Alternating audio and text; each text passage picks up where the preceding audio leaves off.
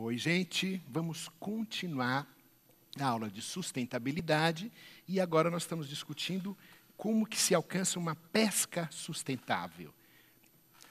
Nós estamos vendo que o esforço fixo, que é o modelo que nós vimos no vídeo anterior, ele tem grandes riscos.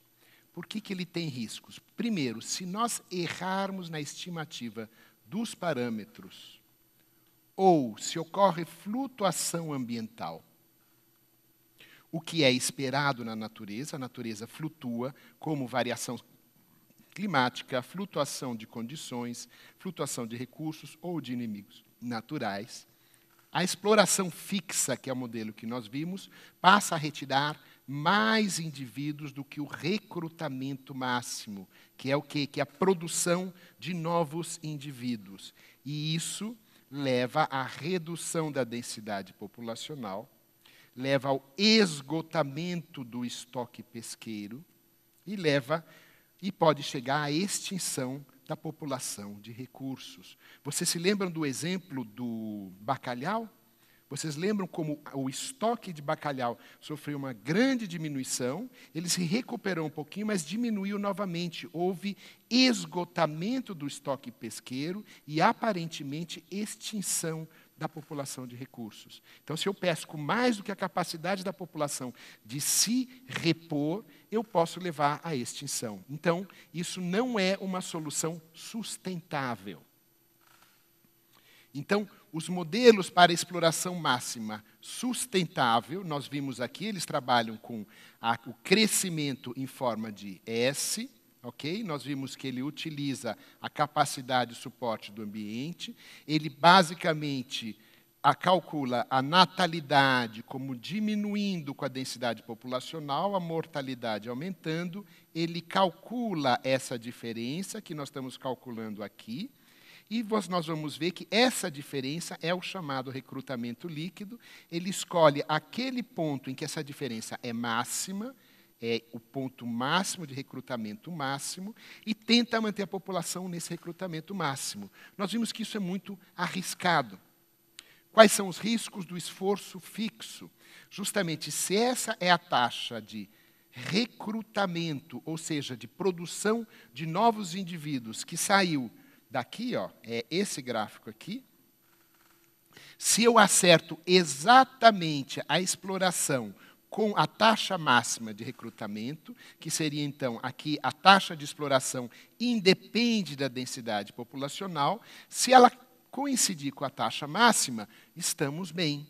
Mas se eu erro, por exemplo, porque o recrutamento não foi tão alto, mas foi um pouco mais baixo, ou porque alguém burlou a lei e foi pescar mais do que o que era permitido, eu tenho uma exploração, uma retirada maior do que a produção, e aí eu tenho o quê? A redução do estoque pesqueiro até a sua extinção.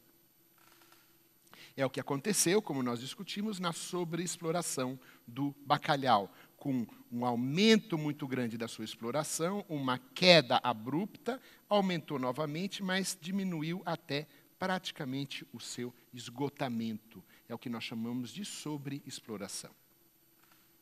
Então, uma alternativa é o esforço proporcional. É uma alternativa ao esforço fixo, é a pesca proporcional à densidade. Nessa alternativa, ao invés de controlar a quantidade total pescada, ou seja, as toneladas pescadas, controla-se o esforço, ou seja, por exemplo, o número de horas, o número de barcos pesqueiros, a quantidade de redes de pesca. O que acontece? Como eu estou controlando o esforço, quanto maior a densidade de peixes, maior a quantidade de peixes pescados. Então, eu tenho aqui um esforço muito pequeno, leva aqui, à medida que aumenta a densidade de peixes, aumenta a quantidade de peixes pescados, ok? À medida que, aliás, desculpa, esse é um esforço muito grande, um esforço muito pequeno, ele vai cruzar com a curva de recrutamento da população, idealmente no ponto máximo. Ou se eu tenho um esforço um pouquinho excessivo, ele vai cruzar num ponto um pouquinho menor, mas a população consegue se recuperar. Mas se eu aumento o esforço ainda mais, ou seja, para uma densidade de peixes baixa, eu tenho uma retirada muito alta, esse esforço também pode levar à extinção da população de peixes. Então, esforço proporcional, no esforço proporcional, os barcos têm que voltar ao porto após um tempo fixo, mesmo que tenham pescado pouco.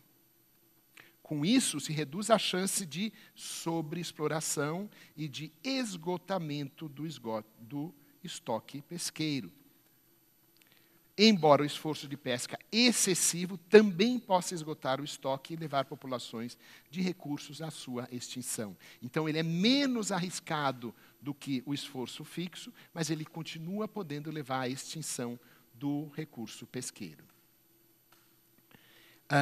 Então, nós vimos aqui que essa é a exploração por esforço proporcional à densidade. Idealmente, nós vamos pescar de tal forma que nós mantemos a taxa de recrutamento, ou seja, a taxa de reposição máxima, e nós conseguimos tirar o máximo de peixes. Se nós aumentamos o esforço, nós vamos manter a densidade de peixes abaixo do máximo, mas se nós aumentamos o esforço ainda mais, nós podemos levar ao esgotamento do estoque pesqueiro.